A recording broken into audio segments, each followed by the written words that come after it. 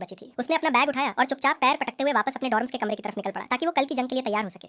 मगर उसे इस बात का रत्ती भर भी अंदाजा नहीं था कि अंधेरे कोने में छिपी वो तीरंदाज लड़की लैला शुरू से लेकर आखिर तक उसकी इस अविश्वसनीय और गुप्त ट्रेनिंग का साक्षात गवाह बनी हुई थी। वह किसी भी हाल में इस बात को पचा नहीं पा रही थी कि कोई छात्र पूरे मिलिट्री स्कूल के सामने जानबूझकर खुद को एक लाचार कमजोर लेवल 1 का कचरा दिखाने की कोशिश क्यों करेगा। इस एकेडमी में लो पावर लेवल होने का सीधा मतलब था साक्षात नर्क भुगतना।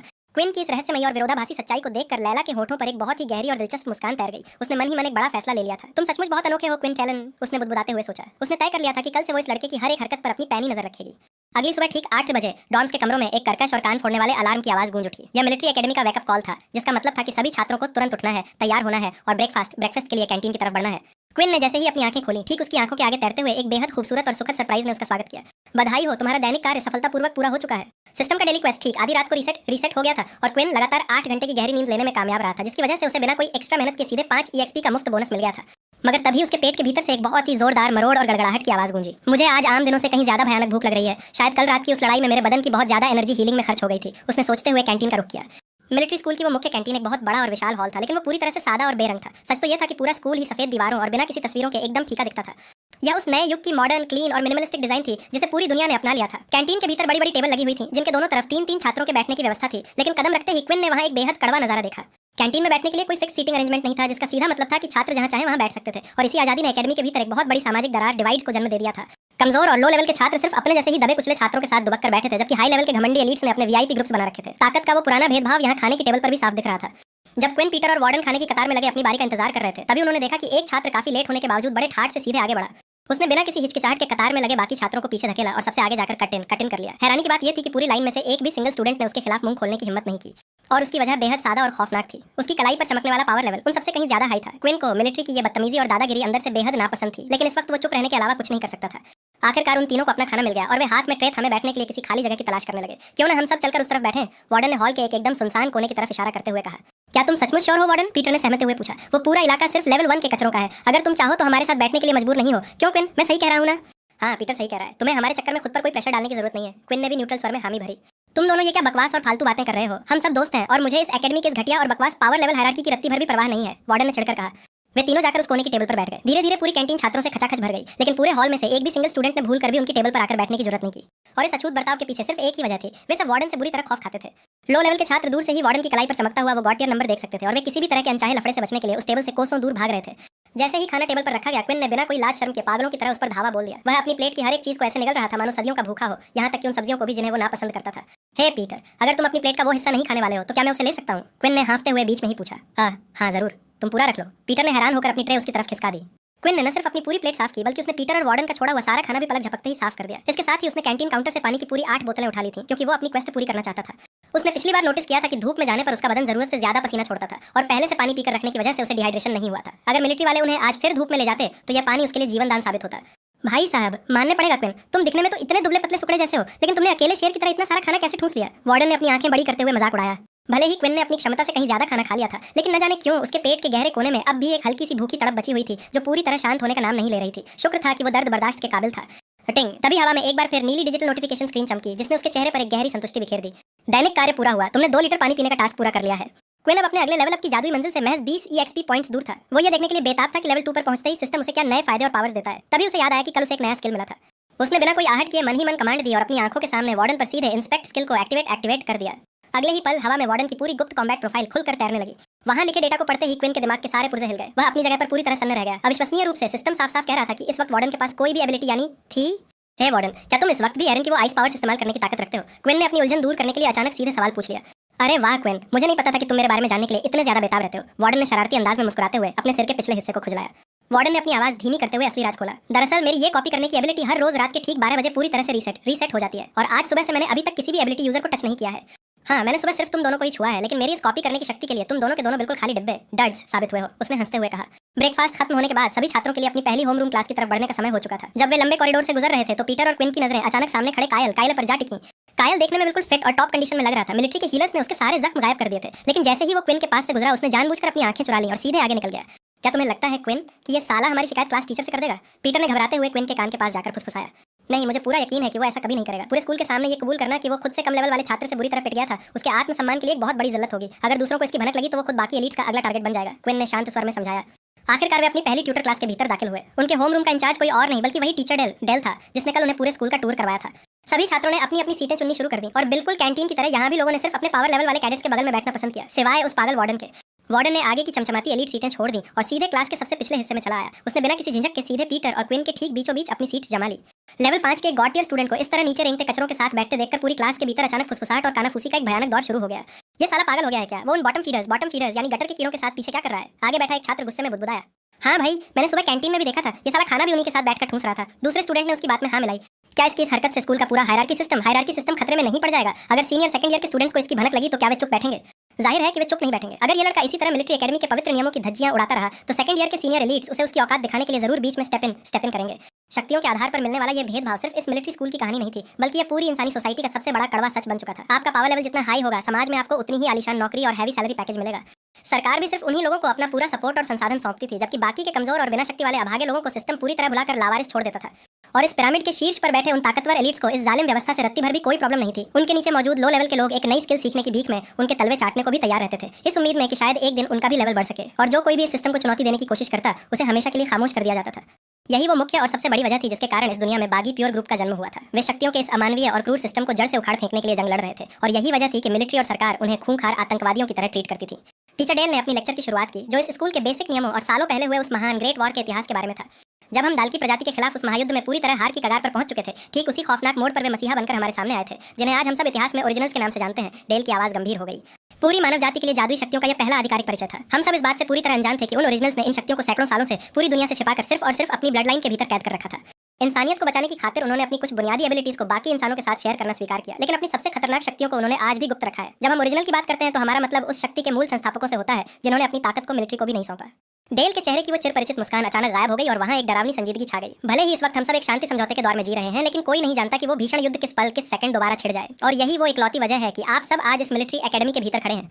आखिरकार होम रूम क्लास का समय समाप्त हुआ और छात्रों को कुछ देर के लिए ब्रेक दिया गया। वार्डन, क्विन और पीटर कुछ स्नैक्स लेने के लिए क्लास से बाहर खुले मैदान की तरफ निकल पड़े। लेकिन जैसे ही क्विन ने छाये से निकलकर खुले आसमान के नीचे अपना पहला कदम रखा, ठीक उसी पल उसके दिमाग के भीतर वही खौफनाक और जाना पहचाना रेड अलर्ट मैसेज फ्लैश हो गया। चेतावनी, तुम्हारा शरीर सीधे सूर्य की रोशनी के संपर्क में है, तुम्हारे सभी स्टैट्स तुरंत आधे किए जाते हैं। वे तीनों जाकर पास ही लगी एक कंक्रीट की बेंच पर बैठ गए। धूप लगते ही क्विन को एक बार फिर अपने पूरे बदन के भीतर एक भयानक कमजोरी, सुस्ती और लाचारी महसूस होने लगी। हे क्विन, क्या तुम सचमुच ठीक हो भाई? तुम आज फिर से किसी बीमार इंसान की तरह दिख रहे हो और तुम्हारे माथे से पसीना तो देखो, पागलों की तरह बह रहा है। वार्डन ने चिंतातुर होते हुए पूछा। हाँ, मैं बिल्कुल ठीक हूँ, बस मुझे दूसरों की तुलना में बहुत जल्दी और बहुत ज्यादा गर्मी लगती है। क्विन ने अपने जख्मी बदन के भारीपन को छुपाने की कोशिश करते हुए रूमाल से अपना चेहरा पोंछा। वे तीनों इसी तरह बैठकर स्कूल की छोटी मोटी और फालतू बातों पर गप्पे लड़ा रहे थे कि तभी अचानक उनके सामने कुल 6 छात्रों का एक बड़ा सा ग्रुप आकर काल बनकर खड़ा हो गया। उन 6 लड़कों के यूनिफॉर्म के बाएं कंधे पर एक खास काले रंग का आर्म बैज लगा हुआ था, जो चीख चीख कर गवाही दे रहा था कि वे इस एकेडमी के खूंखार सेकंड ईयर के सीनियर स्टूडेंट्स थे। ओहो, तो इसका मतलब स्कूल में उड़ रही वो अफवाहें 100% सच थीं। उन 6 सीनियर्स में से सबसे आगे खड़े एक लंबे कड़क चेहरे वाले छात्र ने अपनी मुट्ठियां भींचते हुए ठंडे स्वर में कहा। उसने अपनी ठंडी और हिंसक आंखें सीधे उन तीनों पर टिकाते हुए आदेश दिया, तुम तीनों नए कचरों, हमारे पास तुम लोगों से डिस्कस करने के लिए एक बेहद जरूरी बिजनेस है, तो क्या तुम बिना कोई तमाशा किए चुपचाप हमारे पीछे आने का कष्ट करोगे?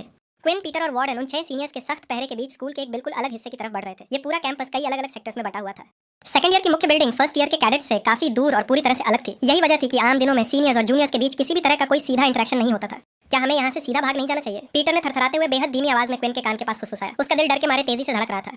नहीं, ऐसा करने से सिचुएशन और ज्यादा खराब हो जाएगी। क्विन ने कंक्रीट के फर्श पर पैर पटकते हुए शांति से जवाब दिया। अगर वे सचमुच हमारे साथ कुछ बुरा करना चाहते तो वे हमारे अकेले होने का वेट करते। उन्होंने जानबूझकर इतने सारे लोगों के सामने खुले मैदान में हमारा रास्ता रोका है ताकि वे स्कूल के बाकी सभी लो लेवल के छात्रों को एक कड़ा मैसेज दे सकें। वे हमें एक मिसाल बनाना चाहते हैं। क्विन ने गहरी सांस लेते हुए मन ही मन सोचा। काफी देर तक चलने के बाद आखिरकार वे अपनी मंजिल पर पहुंच गए। वे सेकंड ईयर ब्लॉक के पिछले हिस्से में बनी एक सुनसान गली जैसी जगह पर खड़े थे, जहां सन्नाटा पसरा हुआ था। वहां पास से एक दो सेकंड ईयर के सीनियर्स हाथ में डेटा पैड्स लिए गुजर जरूर रहे थे, लेकिन कुल मिलाकर वो पूरी जगह बेहद शांत और एकांत थी। उस सुनसान गली के मुहाने पर बनी कंक्रीट की सीढ़ियों पर एक लंबा गठीले बदन का छात्र बेहद आराम से बैठा हुआ था। उसके घने भूरे बाल पीछे एक पोनीटेल में बंधे थे। सर, जैसा कि आपने आदेश दिया था, हम इन तीनों नए कचरों को आपके सामने ले आए हैं। मोनो, उन सीनियर्स के लीडर ने पोनीटेल वाले लड़के के सामने झुकते हुए रिपोर्ट किया। ठीक है, तुम सब अब यहाँ से जा सकते हो। मोनो ने सीढ़ियों से उठकर खड़े होते हुए ठंडे स्वर में कहा। वे 6 सेकंड ईयर के गार्ड्स फौजी अनुशासन के साथ तुरंत पीछे मुड़े और पलक झपकते ही उन तीनों को मोनो के साथ बिल्कुल अकेला छोड़कर वहां से चले गए। तो एकेडमी में आजकल चारों तरफ एक बहुत ही मजेदार अफवाह उड़ रही है। मोनो ने धीरे धीरे सीढ़ियों से नीचे उतरते हुए कहा। कहा जा रहा है कि एक god tier high level student इन दिनों गटर के कीड़ों और लो लेवल कचरों के साथ घूम रहा है। तभी क्विन की तीखी नजरें सीधे मोनो की कलाई पर बंधी डिजिटल रिस्टवॉच पर जा टिकी। वहां चमकने वाले नंबर ने उसके दिल की धड़कनें बढ़ा दी। उस स्क्रीन पर साफ साफ लिखा था 6। क्या किसी कमजोर से दोस्ती करना इस एकेडमी के नियमों के खिलाफ है? वार्डन ने आगे बढ़ते हुए बेहद बेबाक और सपाट लहजे में सवाल किया। यह सुनते ही मोनो जोर जोर से ठाके मारकर हंसने लगा। उसकी हंसी में क्रूरता और घमंड साफ झलक रहा था। नियमों के खिलाफ बिल्कुल नहीं, लेकिन इस मिलिट्री एकेडमी के कुछ ऐसे अनरिटन रूल्स यानी अलिखित नियम हैं जिन्हें कोई नहीं बदल सकता। मोनो ने अपनी हंसी रोकी और सीधा क्विन के ठीक सामने आकर खड़ा हो गया। तुम देखो, जैसे ही तुम इस बकवास कचरे को समाज के काम का समझने की भूल करते हो, इन कीड़ों के पर निकल आते हैं और इनका दिमाग सातवें आसमान पर पहुंच जाता है। मोनो ने क्विन की तरफ इशारा करते हुए घृणा से कहा। मोनो अब क्विन के इतने करीब खड़ा था कि क्विन ने बिना कोई पल गंवाए अपनी आंखों के सामने इंस्पेक्ट स्किल को कास्ट करने की कोशिश की, लेकिन तभी कुछ बेहद अजीब हुआ। हवा में जो डिजिटल स्टेटस स्क्रीन प्रकट हुई वो पूरी तरह से धुंधली और विकृत थी। ऐसा लग रहा था मानो वो पूरी स्क्रीन पिघल रही हो और उस पर लिखी एक भी लाइन पढ़ी नहीं जा सकती थी। सब कुछ करप्ट हो चुका था। क्या ये सब इसलिए हो रहा है क्योंकि इस वक्त मैं बाहर सूरज की धूप के नीचे खड़ा हूँ? क्विन ने हताशा में सोचा। उसकी एबिलिटी का ये ड्रॉबैक इस समय सबसे बड़ी मुसीबत बन चुका था। इस नाले के कीड़े को तो देखो, मोनो ने मजाक उड़ाते हुए कहा। मैं इसके इतने पास खड़ा हूँ लेकिन इसकी आंखों में खौफ की एक छोटी सी बूंद तक नहीं है। वैसे मैं दिल से बहुत खुश हूँ कि वो महान युद्ध छिड़ा था।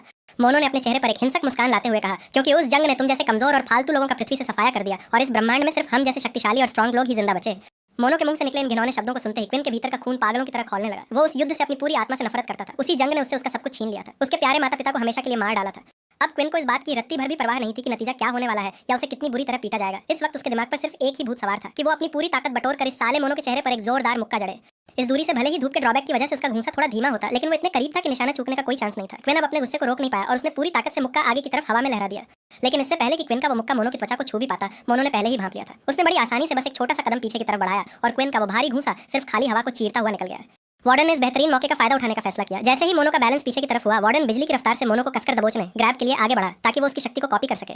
लेकिन एक बार फिर मोनो की रफ्तार इंसानी सीमाओं से परे थी। वार्डन के हाथ आगे बढ़ने से पहले ही मोनो अपनी जगह से हट चुका था और वार्डन की उंगलियों के हाथ भी सिर्फ खाली हवा ही लगी। वो किसी साये की तरफ फुर्तीला था। क्या तुम्हें सचमुच ऐसा लगता है कि मैं किसी ऐसे अनजान लड़के को खुद को छूने की इजाजत दूंगा जिसकी असली जादुई एबिलिटी के बारे में मुझे कुछ भी नहीं पता? मोनो ने सीढ़ियों पर वापस चढ़ते हुए ठंडे स्वर में कहा। खैर, मैं यहाँ तुम लोगों से कोई दंगा फसाद या लड़ाई करने नहीं आया हूँ। आज का ये वाकया सिर्फ एक छोटी सी चेतावनी थी। मोनो ने मुड़कर सीढ़ियों की तरफ देखा। इस मिलिट्री स्कूल के भीतर कुछ ऐसे रसूखदार लोग और ग्रुप्स मौजूद हैं जिन्हें खुद ये सेना और टीचर्स भी छूने की हिम्मत नहीं करते। अगर तुम इसी तरह अपनी हदें पार करते रहे तो वे खुद इस खेल में शामिल हो जाएंगे और तब तुम्हें बचाने वाला कोई नहीं होगा। इन खौफनाक शब्दों को हवा में छोड़ते हुए मोनो चुपचाप सीढ़ियों पर चढ़ गया और सेकंड ईयर बिल्डिंग के भारी दरवाजों को धकेलते हुए अंदर गायब हो गया। क्विन, क्या तुम्हें लगता है कि वो साला सच कह रहा था? पीटर ने अपनी कांपती छाती पर हाथ रखते हुए डरे हुए स्वर में पूछा। मुझे पता था कि नॉर्मल स्कूलों में ये भेदभाव होता है, लेकिन यहाँ मिलिट्री स्कूल में तो ये नर्क से भी बदतर है। ये क्लास टीचर्स इन गुंडों को रोकने के लिए कुछ करते क्यों नहीं है? क्योंकि ये पूरा घटिया सिस्टम खुद उन टीचर्स और मिलिट्री के फायदे में काम करता है पीटर, क्विन ने अपने घायल मुक्के को देखते हुए ठंडे और कड़वे स्वर में जवाब दिया। जब यहाँ ताकतवर लोग कमजोरों को बेरहमी से कुचलेंगे और बुली करेंगे तो वो कमजोर छात्र अपनी जान बचाने और बदला लेने के लिए किसी भी हाल में और ज्यादा पावर हासिल करने के रास्ते ढूंढेगा। लेकिन अगर तुम्हारे पास कोई खानदानी बैकअप या पैसा नहीं है तो तुम शक्ति की भीख मांगने कहाँ जाओगे? मिलिट्री के पास खड़े वार्डन ने दांत भींचते हुए बेहद भारी आवाज में जवाब दिया। उसे खेल की पूरी क्रूर थ्योरी समझ आ चुकी थी। बिल्कुल सही कहा तुमने वार्डन। एकेडमी और टीचर्स इन गुंडों को खुली छूट सिर्फ इसलिए देते हैं क्योंकि इसमें उनका खुद का स्वार्थ छिपा है। 2 साल तक इस फौजी नर्क और जिल्लत को सहने के बाद तुम्हारा आत्मसम्मान पूरी तरह टूट चुका होगा। तुम शक्ति और प्रोटेक्शन के लिए किसी भी हद तक जाने को तैयार होगे और सेना तुम्हें वही ताकत अपनी गुलामी के बदले ऑफर करेगी। क्विन ने कुछ पल रुककर सीधे वार्डन की आंखों में देखा। वार्डन, मुझे लगता है कि हमारे लिए फिलहाल उनकी शर्तों को मान लेना ही सबसे बेस्ट ऑप्शन है। हमारा कुछ समय के लिए एक दूसरे से अलग हो जाना ही बेहतर होगा। साले, तुम्हारी इतनी हिम्मत, मैं उन कचरों की बातों के आगे अपने घुटने क्यों टेकूं? वार्डन अचानक पागलों की तरह चीख पड़ा। उसकी आवाज में एक अजीब सा गुस्सा और बगावत का लावा फूट पड़ा था।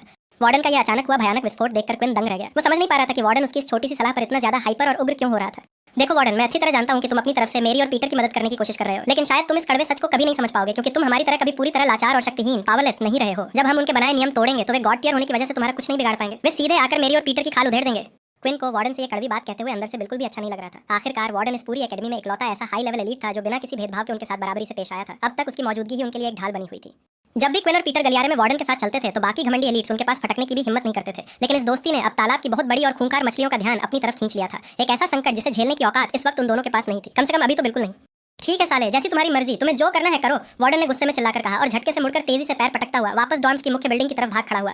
क्विन, शायद हमें उसे थोड़ा और बेहतर तरीके से ये बात समझानी चाहिए थी ना? पीटर ने वार्डन की जाती हुई पीठ को देखते हुए मायूसी से कहा। नहीं पीटर, बिल्कुल जरूरत नहीं है। जो हुआ वो हमारे और उसके भविष्य के लिए बिल्कुल परफेक्ट और बेहतर है। क्विन ने चश्मे को ऊपर धकेला और ठंडे स्वर में जवाब दिया। भले ही ऊपर से ऐसा लग रहा था कि वार्डन क्विन की कड़वी बातों से आहत होकर गुस्से में वहां से भागा था, लेकिन हकीकत इसके बिल्कुल उलट थी। वार्डन का वो भयानक गुस्सा क्विन पर नहीं बल्कि इस स्कूल के पूरे सड़े हुए सिस्टम पर था। इस नई जगह पर भी लोग आधमक रहे थे उसे यह डिक्टेट करने के लिए कि उसे अपनी जिंदगी कैसे जीनी है। वे तय करना चाहते थे कि वो किसके साथ बैठ सकता है और किसके साथ नहीं। वार्डन का आजाद खून इस गुलामी को कभी बर्दाश्त नहीं कर सकता था। इसके साथ ही वार्डन अंदर से किसी भी कीमत पर क्विन और पीटर को अपनी वजह से घायल होते हुए नहीं देखना चाहता था। इसलिए वो जानता था कि क्विन का फैसला व्यावहारिक रूप से बिल्कुल सही था, लेकिन इसका मतलब यह कतई नहीं था कि वो उन सीनियर्स को आसानी से छोड़ देगा। वार्डन का वो अभिजात संभ्रांत खून अब बगावत पर उतर चुका था। वो अपनी जिंदगी को कंट्रोल करने की कोशिश करने वाले उन सभी सीनियर्स और उनके अमानवीय ग्रुप्स को चुन चुनकर कुचलने वाला था। वो उन सबको नर्क की सैर कराएगा। लैला काफी देर से छिपकर क्विन और उसके ग्रुप को ट्रैक कर रही थी। यहाँ तक कि जब मोनो गली में क्विन को दबा रहा था वो तब भी वहीं मौजूद थी। हालांकि उसका इरादा उनकी मदद करने का कतई नहीं था। वह तो बस इस बात से हैरान थी कि क्विन ने एकेडमी में कदम रखते ही महज एक दिन के भीतर तालाब की इतनी बड़ी और खतरनाक मछलियों का ध्यान अपनी तरफ खींच लिया था। वो सचमुच आफत का दूसरा नाम था। लेकिन लैला के दिमाग में एक बहुत बड़ी उलझन चल रही थी कि मोनो पर हमला करते वक्त क्विन का वो मुक्का इतना ज्यादा कमजोर, थका हुआ और धीमा क्यों था। देखने से साफ लग रहा था कि क्विन पूरे दिल से मोनो के जबड़े को तोड़ना चाहता था, लेकिन कल रात ट्रेनिंग सेंटर में उसने क्विन की जो असली रफ्तार और ताकत देखी थी ये उसका 10% भी नहीं था। वार्डन के गुस्से में वहां से चले जाने के बाद पीटर और क्विन ने फैसला किया कि उनका अपनी अगली क्लास के लिए तुरंत थ्योरी बिल्डिंग की तरफ लौटना ही सबसे बेहतर होगा। वे थोड़ी दूर चले ही थे कि फर्स्ट ईयर ब्लॉक की मुख्य सीढ़ियों के ठीक सामने छात्रों का एक और ग्रुप उनका रास्ता रोककर खड़ा हो गया। वे कुल 3 लड़के थे और उनकी कलाइयों पर चमकने वाली घड़ियों के नंबर साफ बता रहे थे कि उनका पावर लेवल 2 और 2.7 के बीच का था। वे आपस में कुछ गंभीर बात कर रहे थे। अब हम क्या करेंगे भाई? डैन ने साफ कहा है कि इस हफ्ते के अंत तक उसे किसी भी हाल में 50 क्रेडिट्स चाहिए। उनमें से एक लड़के ने हताश होकर कहा, मुझे खुद समझ नहीं आ रहा उन्होंने हमें ही क्यों चुना, सिर्फ इसलिए कि हम उनसे थोड़े कमजोर हैं। दूसरे छात्र ने छिड़कर जवाब दिया। क्रेडिट्स इस मिलिट्री एकेडमी और पूरे फौजी शहर की मुख्य करेंसी थी। भले ही वे एक कड़े सैनिक स्कूल के भीतर थे, लेकिन बाकी का पूरा शहर आम दुनिया की तरह ही नॉर्मल फंक्शन करता था। वहाँ आलीशान रेस्टोरेंट्स, हाईटेक शॉप्स और मनोरंजन के लिए तरह तरह के गेम्स और एक्टिविटी सेंटर्स बने हुए थे। अगर आप इन सब सुविधाओं का लुत्फ उठाना चाहते थे तो आपको अपने डिजिटल क्रेडिट से पे करना होता था।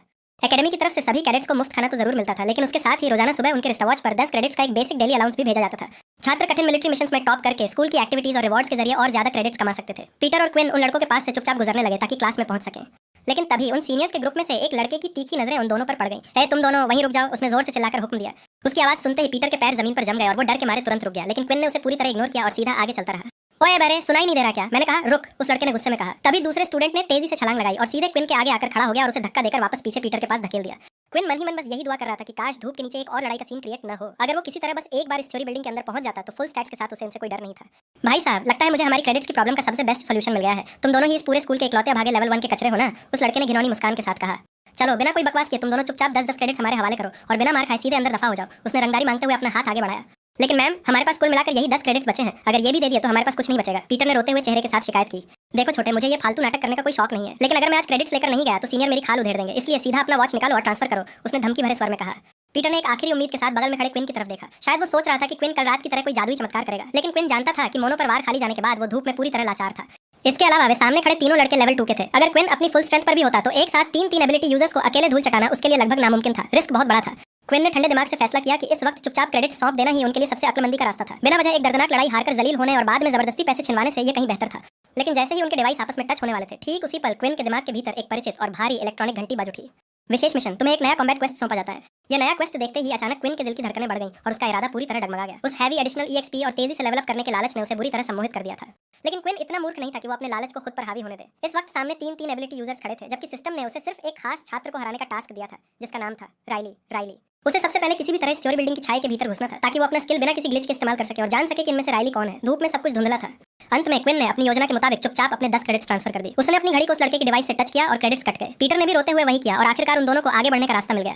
वाह भाई, ये तो वाकई बहुत ही जबरदस्त और आसान तरीका था। क्रेडिट्स मिलते ही एक लड़का खुशी से चहक उठा। क्या हमें यहीं बाहर रुककर थोड़ी देर और वेट करना चाहिए जब तक हमें कोई और कमजोर कचरा न मिल जाए? क्या? क्विन के दिमाग में एक झटका लगा। वो उम्मीद कर रहा था कि क्रेडिट्स लूटने के बाद ये लड़के तुरंत बिल्डिंग के अंदर चले जाएंगे, लेकिन ऐसा लग रहा था कि ये भिखारी अब यहीं बाहर डेरा जमाने वाले थे। क्विन अचानक सीढ़ियों के टॉप पर रुक गया। ओए तुम दोनों वहां खड़े होकर क्या हमारा मुंह देख रहे हो? दफा हो जाओ यहाँ से, वरना मुफ्त में लात घूंसे खाने का मन है क्या? उनमें से एक लड़के ने मुड़कर उन्हें दोबारा धमकाया। क्विन ने गहरी सांस ली। उसने अपनी मुट्ठियां कसकर भींची और अचानक बिना पीछे मुड़े पूरे गलियारे में जोर से चिल्लाया, राइली का नाम सुनते ही सीढ़ियों पर खड़े हुए तीनों के तीनों लड़के एक साथ चौंक कर पीछे मुड़े और क्विन की तरफ देखने लगे, लेकिन उनमें से किसी ने भी मुंह से कोई जवाब नहीं दिया। क्विन की फूटी किस्मत ने यहाँ भी उसका साथ छोड़ दिया था। उसे अब भी नहीं पता था कि असली राइली कौन है, लेकिन उसके शातिर दिमाग में उन्हें परखने का एक आखिरी और अचूक प्लान बाकी था। अगर तूने दोबारा कभी मेरे या मेरे दोस्त के साथ इस तरह की घटिया हरकत करने की जरूरत की राइली, तो मैं कसम खाता हूँ कि तू अपनी जान से हाथ धो बैठेगा। क्विन ने सीधे उनकी तरफ देखते हुए चेतावनी दी। ठीक उसी पल उन तीनों के ठीक बीच में खड़ा वो लाल बालों वाला मुख्य लड़का गुस्से से तमतमा उठा। वो सीढ़ियों से ऊपर लपका और चिल्लाया, साले तेरी इतनी हिम्मत, एक मामूली टके के कचरे होकर तू मेरे मुंह पर ये बकवास कर रहा है? पीटर भागो! क्विन ने एक पल भी गंवाए बिना जोर से चीख मारी। बिजली की रफ्तार से पीटर और क्विन अपनी पूरी ताकत लगाकर कॉरिडोर में ऐसे दौड़े मानो पीछे साक्षात यमराज पड़ा हो। वे अपनी अगली थ्योरी क्लास की तरफ भाग रहे थे। क्विन, तुमने अचानक ऐसा क्यों किया भाई? तुमने जानबूझकर शेर के मुंह में उंगली क्यों डाली? पीटर ने दौड़ते हुए हांफती आवाज में पूछा। उसका दम फूल रहा था। मैं तो बस देखना चाहता था कि गुस्सा होने पर उनका चेहरा कैसा दिखता है। उन्हें थोड़ा परेशान करने में मजा आया। क्विन ने भागते हुए हल्के से मुस्कुराकर जवाब दिया। पीटर को लगा कि क्विन का मानसिक संतुलन थोड़ा सा हिल चुका था और वो पूरी तरह पागल था, लेकिन इसके बावजूद उसे क्विन का ये बिंदास एटीट्यूड अंदर से बहुत पसंद आ रहा था। कम से कम क्विन ताकतवर लोगों के आगे घुटने नहीं टेकता था। पीटर के मन में उसके लिए इज्जत और बढ़ गई। जैसे ही वे दोनों अपनी क्लास के ठीक बाहर पहुंचे और दौड़ना बंद किया, क्विन ने तुरंत बिना कोई समय गवाए हवा में अपनी स्टेटस स्क्रीन को ऑन करके चेक किया। चलो बहुत बढ़िया। भले ही वो इस वक्त राइली से काफी दूर क्लासरूम की सेफ जोन में आ चुका था, लेकिन सिस्टम का वो कॉम्बैट क्वेस्ट अब भी एक्टिव था। इसका मतलब था कि वो जब चाहे जहां चाहे इस मिशन को पूरा करके भारी ईएक्सपी कमा सकता था। अब उसे पक्का यकीन हो चुका था कि उन तीनों में से असली राइली कौन था। उसे इस मिलिट्री एकेडमी के भीतर अपना पहला असली टारगेट मिल चुका था, जो साये में आते ही उसका शिकार बनने वाला था। राइली, तुम बहुत जल्द बिना जाने मेरी इस रहस्यमय शक्ति को लेवल अप करने में मेरी मदद करने वाले हो। तुम्हारी उल्टी गिनती शुरू हो चुकी है। उसने मन ही मन सोचते हुए क्लासरूम के दरवाजे को धकेला और पूरा पैनल एक सस्पेंस भरे काले साये में समा गया। आखिरकार उस पहले दिन की सभी थ्योरी क्लासेस समाप्त हो गईं। चूंकि यह एकेडमी का पहला दिन था, इसलिए ज्यादातर क्लासेस में सिर्फ बेसिक इंट्रोडक्शन और आने वाले 2 सालों के सिलेबस के बारे में ही बताया गया था। पीटर और क्विन ने पूरे दिन बाकी के घमंडी छात्रों से दूरी बनाए रखने की पूरी कोशिश की और ऐसा लगा कि इतनी सारी मुसीबतों से गुजरने के बाद आज के दिन वे किसी और नए लफड़े में फंसने से पूरी तरह बच गए थे। क्लासेस खत्म होने के बाद अब डिनर का समय हो चुका था। कल रात की हीलिंग की वजह से क्विन के पेट में वो अजीब सी भूख अब भी बरकरार थी, इसलिए वो आज रात के खाने का कुछ ज्यादा ही बेसब्री से इंतजार कर रहा था। इस बार कैंटीन में क्विन और पीटर दोनों एकदम अकेले एक टेबल पर बैठे थे। तभी पीटर खाते खाते अचानक पूरे हॉल में अपनी नजरें घुमाने लगा, मानो वो भीड़ में किसी खास शख्स को ढूंढने की कोशिश कर रहा हो। मुझे पूरे हॉल में वार्डन कहीं भी दिखाई नहीं दे रहा है क्विन, क्या तुम्हें लगता है कि वो ठीक होगा? पीटर ने चिंतित स्वर में पूछा। क्विन ने भी अपनी प्लेट से सर उठाया और पूरी कैंटीन का एक सरसरी मुआयना किया, लेकिन वार्डन सचमुच उस विशाल हॉल में कहीं भी मौजूद नहीं था। तुम उसके बारे में ज्यादा फिक्र मत करो पीटर, मेरी इस बात पर यकीन रखो, इस पूरे स्कूल में वो हम दोनों से कहीं ज्यादा सेफ और सुरक्षित है। क्विन ने अपनी ट्रे साफ करते हुए शांत स्वर में कहा। उन दोनों ने अपना खाना खत्म किया और तुरंत चुपचाप अपने डॉर्म्स के कमरे की तरफ बढ़ गए, लेकिन जैसे ही उन्होंने अपने कमरे का दरवाजा खोला, वे सामने का नजारा देखकर दंग रह गए। वार्डन पहले से ही वहां मौजूद था और चुपचाप अपने बेड पर लेटा हुआ था। दरवाजा बंद होने की आवाज सुनते ही वार्डन ने झटके से अपना सर उठाया। पीटर और क्विन को देखते ही उसके चेहरे पर वही पुरानी जिंदादिल और दोस्ताना मुस्कान वापस लौट आई। हे भाइयों, मैं काफी देर से तुम दोनों का ही वेट कर रहा था, वार्डन ने बेड से नीचे उतरते हुए बड़े ही नरम स्वर में कहा। दरअसल मैं दोपहर की उस बात के लिए तुम लोगों से सॉरी कहना चाहता था। मैं तुम दोनों पर गुस्सा नहीं था, मैं तो बस इस एकेडमी की इस घटिया सिचुएशन से चिढ़ा हुआ था। लेकिन जैसे ही वार्डन उस बल्ब की रोशनी के नीचे आया, क्विन की पैनी नजरों ने तुरंत उसके चेहरे के साइड वाले हिस्से पर एक अजीब सा निशान नोटिस कर लिया। वार्डन, तुम्हारे चेहरे पर ये चोट का निशान कैसा है? वहाँ क्या हुआ था? पीटर ने घबराते हुए तुरंत पूछ लिया। ओह ये, वार्डन ने अपनी उंगलियों से उस लाल सूजन को हल्के से छूते हुए लापरवाही से कहा। बस रास्ते में एक छोटा सा लफड़ा स्कफल से हो गया था, लेकिन तुम लोग फिक्र मत करो, मैं हारा नहीं हूँ, मेरे बारे में सोचने की जरूरत नहीं है, मैं बहुत स्ट्रांग हूँ। तभी अचानक उस शांत कमरे के भीतर एक बेहद जोरदार और डरावनी गड़गड़ाहट की आवाज गूंज उठी। गुड़गुड़ाडर। पीटर और वार्डन दोनों ने तुरंत चौंक कर सीधे क्विन की तरफ देखा, जिसका चेहरा शर्म के मारे पल भर में टमाटर की तरह लाल हो चुका था। आई एम सॉरी भाई, मुझे लगता है कि डिनर करने के बाद भी मेरी ये अजीब भूख पूरी तरह शांत नहीं हुई है, क्विन ने दांत भींचते हुए झेंप कर कहा। अगर ऐसा है तो तुम सीधा कैंपस के बाहर बने कन्वीनियंस स्टोर क्यों नहीं चले जाते? वो यहाँ से ज्यादा दूर नहीं है, वहाँ तुम्हें खाने की अच्छी चीजें मिल जाएंगी, वार्डन ने सलाह दी। क्विन ने मायूसी से अपनी रिस्टवॉच को देखा। वो जानता था कि भले ही वो स्टोर चला जाए, लेकिन उसके पास वहाँ कुछ भी खरीदने के लिए एक भी क्रेडिट नहीं बचा था, क्योंकि दोपहर में राइली ने उसके सारे पैसे लूट लिए थे। लेकिन इससे पहले कि वो मुंह खोलकर कुछ बोल पाता, वार्डन ने तेजी से कदम बढ़ाया और बिना कुछ पूछे सीधे अपनी कलाई को क्विन की घड़ी से टच कर दिया। बीप। ट्रांसफर सफल रहा, तुम्हारे अकाउंट में 10 क्रेडिट्स जोड़ दिए गए हैं, उसकी घड़ी से एक मधुर इलेक्ट्रॉनिक ध्वनि गूंजी। अब अपनी ये दलीलें बंद करो और चुपचाप जाकर अपने लिए कुछ अच्छा सा खाने को लेकर आओ, वार्डन ने चेहरे पर एक बड़ी दोस्ताना मुस्कान के साथ कहा। थैंक्स वार्डन, क्विन ने भारी स्वर में कहा। उसने पीटर और वार्डन को कमरे में छोड़ा और तेजी से उस लेट नाइट कन्वीनियंस स्टोर की तरफ भाग खड़ा हुआ। वो स्टोर एकेडमी के मुख्य द्वारों से ज्यादा दूर नहीं था। अगर कोई सामान्य इंसान पैदल चले तो उसे वहां पहुंचने में करीब 20 मिनट का समय लगता। स्कूल के ठीक सामने एक बहुत बड़ा लोहे का गेट बना हुआ था, जहां 24 घंटे 2 भारी हथियारों से लैस गार्ड्स मुस्तैद खड़े रहते थे। केवल छात्रों, टीचर्स और ऑथराइज्ड ऑफिसर्स को ही उस सरहद को पार करने की इजाजत थी। यही वजह थी कि बाहर जाते वक्त और वापस लौटते वक्त सभी छात्रों के लिए अपनी रिस्टवॉच को स्कैनर पर दिखाकर अपनी पहचान वेरीफाई करवाना बेहद अनिवार्य था। क्विन ने अपना वॉच दिखाया और गेट पार कर लिया। जैसे ही वो मिलिट्री बेस की सरहदों से बाहर अंधेरी सड़क पर आया, क्विन ने सोचा कि क्यों ना इस वक्त अपनी उन 10 स्टेमिना पॉइंट्स की असली क्षमता का एक लाइव टेस्ट लिया जाए। उसने स्टोर की तरफ काफी तेज रफ्तार में जॉगिंग करना शुरू कर दिया।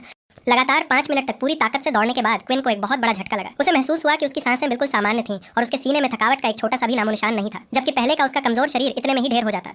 उसने अपनी रफ्तार को और ज्यादा बढ़ाया और अंततः महज 7 मिनट के भीतर उस कन्वीनियंस स्टोर के सामने पहुंच गया। भाई साहब, मेरी रफ्तार लगभग 5 मिनट में 1 किलोमीटर की थी और इस वक्त भी मेरा दम तक नहीं फूला है। क्विन ने स्टोर के शीशे के दरवाजे को धकेलते हुए मन ही मन कैलकुलेशन किया।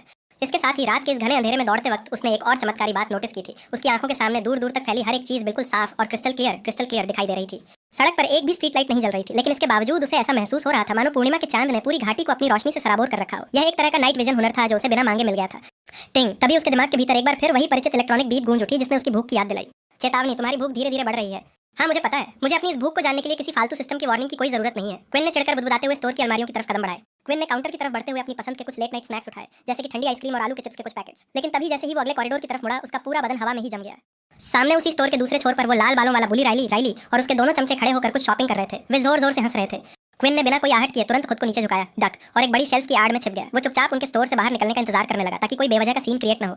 भाई साहब, इसे कहते हैं साक्षात फूटी किस्मत का पलटना। मैं तो पूरे कैंपस में इसे ढूंढने का प्लान बना रहा था, लेकिन ये साला खुद चलकर सीधे मेरे जाल में आ फंसा है। क्विन के होठों पर एक गहरी ठंडी मुस्कान तैर गई।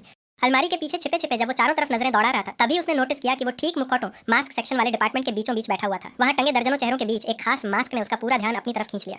वह गहरे काले रंग का एक बेहद खौफनाक मास्क था, जो चेहरे के ऊपरी हिस्से और आंखों को पूरी तरह से ढक देता था, जिससे केवल आपका मुंह ही बाहर दिखाई देता। और उस ब्लैक मास्क के ऊपर लाल रंग से खून के छपा के ब्लड स्प्लैटर का एक डरावना डिजाइन बना हुआ था। देखने में तो ये काफी डरावना और कड़क लग रहा है। क्विन ने सोचते हुए अपना हाथ आगे बढ़ाया और उस मास्क को हुक से नीचे उतार लिया। कुछ मिनटों बाद जैसे ही राइली और उसके दोनों चमचे अपनी शॉपिंग पूरी करके स्टोर के मुख्य कांच के दरवाजों से बाहर निकले, क्विन तुरंत अपनी जगह से खड़ा हुआ।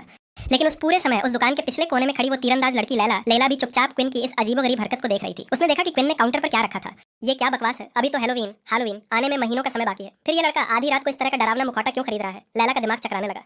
क्विन ने काउंटर पर क्रेडिट्स पे किए, अपना सामान एक बैग में भरा और तुरंत स्टोर से बाहर निकल पड़ा। लैला ने बिना कोई आवाज किए किसी साए की तरह अंधेरे में उसका पीछा करना जारी रखा, जबकि खुद क्विन आगे चल रहे राइली के ग्रुप को ट्रैक कर रहा था। यह एक डरावनी चेन बन चुकी थी। हे राइली, हम सब पास के पार्क में जाकर थोड़ी देर बास्केटबॉल खेलने का प्लान बना रहे हैं, क्या तू हमारे साथ चलेगा? आगे चल रहे उन दोनों चमचों में से एक ने मुड़कर पूछा। नहीं भाई, तुम दोनों जाओ, तुम तो अच्छी तरह जानते हो कि मेरी ये एबिलिटी इस तरह के फालतू गेम्स खेलने के लिए पूरी तरह बेकार है। राइली ने चिढ़कर जवाब दिया। मैं तो सीधा स्कूल के गेट की तरफ जा रहा हूँ, देखता हूँ कि कोई और नया शिकार मिलता है क्या, जिससे कल सुबह के लिए कुछ और क्रेडिट्स लूटे जा सकें। वे दोनों छात्र एक दूसरे का मुंह देखने लगे। वे अच्छी तरह जानते थे कि वे जो रंगदारी का काम कर रहे थे वो पूरी तरह गलत था, लेकिन वे सिर्फ इसलिए ऐसा कर रहे थे ताकि खुद सीनियर्स के हाथों मार न खाएं। मगर राइली को अब कमजोरों को तड़पाने में एक अजीब सा प्लेजर आने लगा था। वे दोनों अलग रास्ते पर मुड़ गए। राइली एकेडमी की तरफ वापस लौटने लगा और चलते चलते वो रास्ते में पड़ने वाले एक बहुत ही छोटे और सुनसान पार्क के बीचों बीच पहुंच गया। वह पूरा इलाका इंसानों से पूरी तरह खाली था और वहां रोशनी के नाम पर सिर्फ एक बुझती टिमटिमाती हुई स्ट्रीट लाइट जल रही थी। वहाँ चारों तरफ बड़े बड़े घने पेड़ लगे हुए थे जो किसी भी साए को छिपाने के लिए सबसे बेस्ट और मुफीद जगह थे। क्विन ने अंधेरे का फायदा उठाते हुए अपनी रफ्तार बढ़ाई और एक बड़े पेड़ के तने के पीछे खुद को मुस्तैद कर लिया। लो भाई, तो अब तमाशा शुरू करने का वक्त आ चुका है, क्विन ने ठंडे स्वर में बुदबुदाया। उसने अपने बैग से वो गहरा काला खून के छपाके वाला मास्क निकाला और उसे अपने चेहरे पर पूरी तरह से फिट कर लिया। उसने पेड़ की आड़ से बाहर अपना पहला कदम रखा और उसकी पूरी बॉडी से एक भयानक, डरावनी और हिंसक डार्क पर्पल एनर्जी हवा में लहराने लगी। उसका पहला शिकार महज कुछ ही कदमों की दूरी पर बेफिक्र चल रहा था। क्विन बिना कोई आवाज किए राइली का पीछा करता रहा जब तक कि वो लाल बालों वाला बुली उस छोटे से सुनसान पार्क के सबसे घने और अंधेरे हिस्से में नहीं पहुंच गया। वहां चारों तरफ सिर्फ चांद की मध्यम रोशनी और एक पुरानी स्ट्रीट लाइट का साया था। आसपास पूरी तरह मुआयना करने के बाद जब क्विन को पक्का यकीन हो गया कि वहां दूर दूर तक कोई तीसरा इंसान मौजूद नहीं था, उसने अपने मुखौटे की बेल्ट को थोड़ा और कसा। अब अगर ये साला मुझे देख भी ले तो इसे जिंदगी भर पता नहीं चलेगा कि बदला लेने के लिए किसके पास जाना है। राइली उस वक्त पूरी तरह बेफिक्र होकर अपनी रिस्टवॉच की स्क्रीन पर उंगलियां घुमा रहा था। उस घड़ी की हरी नीली रोशनी उसके चेहरे पर पड़ रही थी, जहां साफ साफ लिखा था कि उसके पास पूरे 80 क्रेडिट्स जमा हो चुके थे।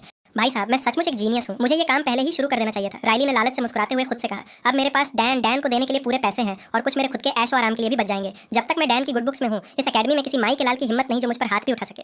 लेकिन जैसे ही राइली के दिमाग में ये घमंडी विचार खत्म हुआ, ठीक उसी पल उसे अपने राइट साइड से एक बेहद भयानक और भारी प्रभाव महसूस हुआ। क्विन ने बिना कोई चेतावनी दिए अंधेरे से निकलकर सीधे हवा में एक जोरदार लात दे मारी, जिसके प्रचंड दबाव से राइली का बैलेंस पूरी तरह बिगड़ गया और वो लड़खड़ाता हुआ सीधे जमीन पर जा गिरा। धड़ाम! धत तेरे की, ये क्या बकवास है? कौन है बे तू? राइली ने दर्द में कराहते हुए झटका खाकर सर उठाया और अंधेरे में उसके सामने सिर्फ एक खौफनाक काला मुखौटा था जिस पर खून के लाल छपाके बने हुए थे। जाहिर है क्विन उसके किसी फालतू सवाल का जवाब देकर अपना वक्त जाया नहीं करना चाहता था। वो इस जंग को पलक झपकते ही खत्म करने के इरादे से आया था। उसने दौड़कर राइली पर एक और जोरदार किक हवा में लहराई, लेकिन इस बार राइली पूरी तरह से सतर्क हो चुका था। उसने ऐन वक्त पर अपनी दोनों बाहों को ऊपर उठाया और क्विन की उस भारी लात को हवा में ही ब्लॉक कर दिया। मगर जैसे ही क्विन का पैर राइली की बाहों से टकराया, उसे ऐसा महसूस हुआ मानो उसने अपनी पूरी ताकत से साक्षात किसी पहाड़ी या सख्त लोहे की चट्टान पर लात मार दी हो। आह! क्विन के मुंह से एक तीखी कराह निकल गई। दर्द के मारे वो तुरंत कई फीट पीछे की तरफ उछला और अपने जख्मी पैर को पकड़कर जमीन पर टिक गया। उसने झटके से अपने यूनिफॉर्म के ट्राउजर को थोड़ा ऊपर खींचकर देखा और वहां का नजारा देखकर उसके होश उड़ गए। उसका पैर बुरी तरह सूज चुका था और अंदर की हड्डी का एक हिस्सा थोड़ा सा अंदर की तरफ बेंड यानी मुड़ गया था। तो ये बात है। राइली ने जमीन से उठते हुए अपने हमलावर को पीछे हटते देखा। तभी अंधेरे में उसकी नजरें सीधे क्विन की कलाई पर बंधी रिस्टवॉच पर जा टिकी, जो इस वक्त चमकते हुए साफ साफ उसका डिजिटल पावर लेवल 1 दिखा रही थी। ये देखते ही राइली जोर जोर से ठहाके मारकर हंसने लगा। उसका घमंड 7वें आसमान पर पहुंच चुका था। अब मुझे सब समझ आया, तू जरूर उन्हीं लेवल 1 के लावारिस कचरों में से एक है जिनसे मैंने दोपहर में क्रेडिट्स लूटे थे, राइट? और तुझे लगा कि तू रात के अंधेरे में इस फालतू मुखौटे को पहनकर मुझसे अपना बदला ले लेगा। क्विन ने दर्द में अपने दांत भींचे और बिना कोई वक्त गंवाए हवा में अपनी आंखों से उस पर तुरंत इंस्पेक्ट स्किल को कास्ट कर दिया। काले साए में राइली की पूरी जादुई कुंडली स्क्रीन पर रिफ्लेक्ट होने लगी। धत तेरे की हार्डनिंग एबिलिटी, तो इसीलिए मेरा पैर साक्षात किसी लोहे के पत्थर से टकराने जैसा लगा, क्विन ने कड़वे स्वर में सोचा। उसकी मुसीबत बढ़ चुकी थी। भले ही क्विन का वो पहला सरप्राइज अटैक बुरी तरह फेल हो चुका था और उसका पैर जख्मी था, लेकिन इसके बावजूद उसके भीतर का कॉम्बैट फोकस कम नहीं हुआ था। उसे अब भी यकीन था कि वो इस 1.2 लेवल के बुली को धूल चटा सकता था। क्विन ने अपनी बची हुई पूरी ताकत बटोरी और एक बार फिर चीते की रफ्तार से राइली की तरफ चार्ज किया। इस बार उसने पैर के बजाय सीधे अपने राइट हैंड से एक भारी पंच हवा में लहराया। क्विन के मुक्के की रफ्तार राइली की सोच से कहीं ज्यादा तेज थी। उसे अपनी जादुई हार्डनिंग स्किल को एक्टिवेट करने का एक छोटा सा सेकंड भी नहीं मिला और क्विन का वो भारी घूंसा सीधे उसके मुंह पर जाकर लगा। कड़ाक! साले ने मेरा दांत ही तोड़ दिया। इस मामूली लेवल 1 के सुकड़े लड़के के घूंसे में इतनी भयानक और हिंसक ताकत कहां से आई? राइली का दिमाग सुन्न हो गया। मुक्का लगते ही वो पीछे की तरफ लड़खड़ाया। क्विन बिना उसे संभलने का मौका दिए तुरंत अपने दूसरे हाथ से एक और जोरदार पंच मारने के लिए आगे बढ़ा, लेकिन राइली ने इस बार उसके मूव को पहले ही प्रेडिक्ट कर लिया था और उसने ऐन वक्त पर अपने पूरे चेहरे की स्किन को लोहे की तरह सख्त कर लिया। ठक! जैसे ही क्विन का वो दूसरा मुक्का राइली के सख्त चेहरे से टकराया, एक बार फिर उसे पत्थर पर मारने जैसा एहसास हुआ। मशीन की तरह आवाज आई और ठीक उसी पल क्विन की स्क्रीन पर उसकी खुद की हेल्थ घटने का रेड अलर्ट फ्लैश हो गया। सिस्टम ने उसकी टूटी उंगलियों का स्टेटस अपडेट किया। क्विन ने तुरंत छलांग लगाकर उन दोनों के बीच एक सेफ दूरी बनाई। वो अपने कांपते हुए जख्मी हाथ को देखने लगा जिसकी उंगलियों की हड्डियां फ्रैक्चर हो चुकी थी। दत तेरे की, अगर ये साला इसी तरह अपनी पूरी बॉडी को पत्थर की तरह सख्त करता रहेगा तो मैं इस पर डैमेज कैसे करूंगा? मैं तो खुद को ही घायल कर बैठूंगा, उसने हताशा में सोचा। मगर तभी क्विन के शातिर दिमाग में एक बेहद जरूरी और गहरा विचार चमका। उसने खुद से सवाल किया कि अगर राइली के पास अपनी पूरी बॉडी को हमेशा के लिए सख्त रखने की ताकत थी तो उसने पहले मुक्के के वक्त खुद को क्यों नहीं बचाया था? इसका साफ और सीधा मतलब था कि राइली अपनी इस हार्डनिंग एबिलिटी से एक बार में अपने शरीर के सिर्फ एक ही विशिष्ट हिस्से सिंगल पार्ट को सख्त कर सकता था। वो पूरी बॉडी को एक साथ कवच नहीं बना सकता था। यह महज एक थ्योरी थी, पर क्विन के पास अब खोने के लिए कुछ नहीं था। क्विन ने अपनी इस नई रणनीति के तहत एक आखिरी बार राइली की तरफ दौड़ना शुरू किया और जानबूझकर जोर से चिल्लाया, अगर ये मेरी जिंदगी का आखिरी मूव भी हुआ तो भी मैं तेरे इस बदसूरत चेहरे को मुक्के से फाड़ कर रहूंगा। राइली ने जैसे ही उसकी ये चीख सुनी, वो पूरी तरह आश्वस्त हो गया। उसने बिना कोई रिस्क लिए तुरंत अपनी पूरी जादुई शक्ति को अपने चेहरे की तरफ केंद्रित कर दिया और उसे चट्टान की तरह सख्त करके क्विन के मुक्के का इंतजार करने लगा। लेकिन ठीक आखिरी मिलीमीटर पर क्विन ने हवा में ही अपने पूरे शरीर का रुख बदल दिया। उसने अपने उस मुक्के को बीच में ही ड्रॉप किया और बिजली की कड़क जैसी रफ्तार से एक करारी लात सीधे राइली के असुरक्षित नरम पेट के बीचों बीच दे मारी। धड़ाम! मेरा दाम काम कर गया, क्विन ने मन ही मन उत्साह से सोचा। लात लगते ही राइली के पेट की सारी हवा बाहर निकल गई और वो दर्द के मारे दोहरा होकर आगे की तरफ झुक गया। क्विन ने उसे संभलने का एक माइक्रो सेकंड भी नहीं दिया। जैसे ही राइली का सर नीचे झुका, क्विन ने अपनी बची हुई पूरी ताकत बटोरी और अपने दाहिने हाथ की कोहनी और मुक्के से सीधे राइली के सिर के पिछले हिस्से बैक ऑफ द हेड पर एक घातक प्रहार कर दिया। बाउम! वह हमला इतना जबरदस्त और सटीक था कि राइली का दिमाग पूरी तरह सुन्न हो गया। उसका शरीर बिना कोई हरकत किए सीधे जमीन पर बेजान होकर बिखर गया। वो पूरी तरह नॉकड आउट हो चुका था। क्या तुम्हें सचमुच ऐसा लगा था कि मैं हमला करने से पहले चीख कर चिल्लाऊंगा कि मैं कहां मारने वाला हूं? नादान बुली! क्विन ने हांफते हुए अपने चेहरे से पसीना पोंछा और जमीन पर पड़े अपने शिकार को देखकर ठंडे स्वर में कहा। ठीक उसी पल उस डरावने सन्नाटे को चीरती हुई हवा में एक विशाल चमचमाती हुई सुनहरी नीली बधाई की डिजिटल स्क्रीन प्रकट हो गई। उसका मिशन आधिकारिक रूप से पूरा हो चुका था। मिशन पूरा हुआ, तुम्हें इस शानदार जीत के लिए पूरे एक्सपीरियंस पॉइंट्स सौंपे जाते हैं। जैसे ही वो EXP बार पूरा सॉन्नाई साउंड पर पहुंचा, ठीक उसके नीचे एक और नया कड़क और थरथराता हुआ रहस्यमय सिस्टम संदेश फ्लैश हुआ, जिसने क्विन के दिल की धड़कनें रोक दी। चेतावनी, तुमने एक्सपीरियंस पॉइंट्स की चरम सीमा को पार कर लिया है। क्या तुम इस वक्त लेवल अप करना चाहते हो? क्या तुम मुझसे सचमुच ये फालतू सवाल पूछ रहे हो सिस्टम? भला कौन बेवकूफ इसके लिए मना करेगा? क्विन ने बिना एक सेकंड की भी देरी किए अपने दिमाग में सीधे command the, hold this switch. लेकिन तभी सिस्टम ने अंतिम पुष्टि के लिए एक बेहद गंभीर और डरावनी चेतावनी स्क्रीन पर जारी की, जिसने उसे सोच में डाल दिया। सावधान, एक बार लेवल अप की प्रक्रिया शुरू होने के बाद तुम्हारे शरीर में होने वाले सभी जैविक बदलाव पूरी तरह से अपरिवर्तनीय, इरिवर्सिबल होंगे। क्या तुम आगे बढ़ना चाहते हो? मुझे इसकी रत्ती भर भी परवाह नहीं है। इस नर्क जैसी कमजोर जिंदगी से तो कुछ भी बेहतर है। हाँ, क्विन ने चिल्लाते हुए मन ही मन फाइनल कंफर्मेशन दे दिया। टिंग! अगले ही पल पूरा पार्क एक भयानक डिजिटल बीप की आवाज से गूंज उठा और उसकी आंखों के आगे एक विशाल सुनहरी स्क्रीन चमकी। बधाई हो, तुम अब सफलतापूर्वक लेवल 2 पर पहुंच चुके हो। तुम्हारे शरीर के भीतर एवोल्यूशन की गुप्त जैविक प्रक्रिया को शुरू किया जा रहा है। एवोल्यूशन यानी विकास। क्विन के मुंह से अभी ये शब्द पूरे निकले भी नहीं थे कि अचानक उसे ऐसा महसूस हुआ मानो किसी ने साक्षात जलते हुए लोहे का एक बड़ा सा त्रिशूल सीधे उसके दिल के बीचों बीच घोंप दिया हो। उसके सीने में एक असहनीय जानलेवा दर्द का विस्फोट हुआ। उसका दिल इतनी डरावनी रफ्तार से धड़कने लगा था जितना उसकी पूरी जिंदगी में कभी नहीं धड़का था। ऐसा लग रहा था मानो वो सीने को फाड़ कर बाहर आ जाएगा। उसकी धमनियों और नसों के भीतर का खून खौलते हुए लावे की तरह पूरे बदन में पागलों की तरह दौड़ने लगा। वह दर्द इतना असहनीय और खौफनाक था कि क्विन की आत्मा तक कांप उठी। उसने अपनी पूरी ताकत लगाकर अपनी चीखों को अपने हलक के भीतर ही दबाए रखा, क्योंकि उसे डर था कि उसकी जरा सी भी आवाज से स्कूल के गार्ड्स या कोई और ऑफिसर यहाँ खींचा चला आएगा। वो जमीन पर तड़प रहा था। वो जानलेवा दर्द उसके पूरे बदन के कोने कोने में फैलता चला गया। तभी एक चमत्कार हुआ। उसके टूटे हुए हाथ की फ्रैक्चर हड्डियां खुद ब खुद सीधे होकर जुड़ने लगी और उसका जख्मी बैंड हुआ पैर भी सेकंड्स में हील होने लगा। लेकिन हीलिंग की ठीक बात, अचानक उसे अपने जबड़े और मसूड़ों के भीतर एक बहुत ही तीखा और नुकीला चुभन भरा दर्द महसूस हुआ, मानो अंदर कोई चीज बाहर निकलने के लिए मांस को फाड़ रही हो। वह भयानक जैविक इवोल्यूशन पूरे 5 मिनट तक लगातार चलता रहा, जब तक कि उसका बदन पूरी तरह शांत नहीं हो गया। जब उसने हांफते हुए धीरे से अपना सर उठाया तो हवा में तैरती हुई नीली स्क्रीन ने उसके सफल जैविक विकास का अंतिम कंफर्मेशन उसके सामने रख दिया। बधाई हो कैडेट, तुम्हारा इवोल्यूशन सफलतापूर्वक पूरा हो चुका है। तुम्हारी प्रजाति अब बदल चुकी है। तुम अब एक हाफलिंग बन चुके हो। क्विन फटी फटी आंखों से स्क्रीन पर लिखे उस शब्द को घूरता रहा। उसका दिमाग पूरी तरह सुन्न हो चुका था। उसने अपनी पूरी जिंदगी की किसी भी फंतासी किताब या मिलिट्री थ्योरी में आज तक इस हाफलिंग शब्द के बारे में कभी कुछ नहीं सुना था। ये पूरी तरह से अज्ञात था। मगर सिस्टम इतने पर ही नहीं रुका। उसके ठीक नीचे एक के बाद एक कई और नए संदेश तेजी से पॉपअप होने लगे, जिन्होंने उसकी ताकत बढ़ने का ऐलान किया। तुम्हारी शारीरिक क्षमता में भारी वृद्धि की गई है। बधाई हो, तुमने अपना पहला असली एक्टिव कॉम्बैट स्किल अनलॉक कर लिया है। स्क्रीन पर उस नए हुनर का पूरा कॉम्बैट डिस्क्रिप्शन साफ साफ लिखा हुआ आ गया, जिसे पढ़कर क्विन की आंखें चमक उठी। क्विन इस नए हुनर की ताकत को आजमाने के लिए अपने स्टैट्स टैब को खोलने ही वाला था कि तभी अचानक मुख्य स्क्रीन पर एक ऐसा डरावना और खौफनाक मैसेज चमका जिसने उसके शरीर के सारे रोंगटे खड़े कर दिए। वह संदेश किसी खौफनाक अभिशाप की तरह उसकी आंखों के सामने चीख रहा था। रेड अलर्ट, तुम्हारे भीतर की आदिम और भयानक भूख अब अपनी सीमाओं को पार कर चुकी है। अब से तुम अपनी इंसानी खून की प्यास को चाहकर भी अंदर दबा नहीं सकते। जब तक तुम किसी जीते जागते मनुष्य का खून नहीं पी लेते, तब तक हर एक घंटे में तुम्हारी एचपी में से NXT की लगातार कटौती की जाएगी। इस खौफनाक टाइमर को देखते ही क्विन के पैरों तले जमीन खिसक गई। उसका पूरा वजूद थरथरा उठा। तभी उसके मसूड़ों के भीतर छिपा वो चुभन भरा दर्द अचानक शांत हुआ और जैसे ही उसने अपने होठों को चाटा, उसे महसूस हुआ कि उसके दोनों ऊपरी नुकीले दांत कैनाइंस असामान्य रूप से लंबे और बेहद धारदार पिशाच जैसे पंजों की तरह बाहर निकल चुके थे। क्विन सदमे के मारे 2 कदम पीछे हटा और इस भयानक हकीकत को स्वीकार करने के लिए उसने गहरी सांस ली। उसे अपनी आंखों के सामने लिखे शब्दों पर रत्ती भर भी यकीन नहीं हो रहा था। उस आखिरी संदेश को देखने के बाद उसके दिमाग में सिर्फ एक ही विचार गूंज रहा था, क्या मैं सचमुच एक वैम्पायर हूँ? शायद क्विन इस पूरी कहानी के दौरान खुद से ही सच को छिपाने की नाकाम कोशिश कर रहा था, लेकिन सिस्टम के इस अंतिम संदेश ने सारे संशयों पर हमेशा के लिए पूर्ण विराम लगा दिया था। धूप में उसकी ताकत आदि हो जाना, रात के इस घने अंधेरे में सब कुछ क्रिस्टल क्लियर दिखना और बार बार खून चखने के ऑप्शनल मिशंस, ये सब कोई इत्तेफाक नहीं थे। सब कुछ बिल्कुल शीशे की तरह साफ हो चुका था। लेकिन अब यह सिस्टम सिर्फ उसे ऑफर नहीं दे रहा था, बल्कि सीधे सीधे मौत की धमकी दे रहा था। अगर उसने जल्द ही इंसानी खून नहीं पिया तो वो तड़प तड़प कर अपनी जान गंवा बैठेगा। क्विन अपनी जगह पर जड़ खड़ा रहा और जमीन पर बेहोश पड़े राइली को देखने लगा।